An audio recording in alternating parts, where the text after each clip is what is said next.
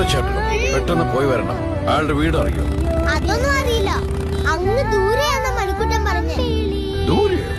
ആ, വിമാനത്തിലൊക്കെ കയറി പോണം. വിമാനത്തിലോ? അതേത് റൊണാൾഡോ ചേട്ടൻ? നമ്മുടെ ഫുട്ബോൾ കളിക്കുന്ന CR7. You mean Cristiano Ronaldo? ആ റൊണാൾഡോ ചേട്ടൻ.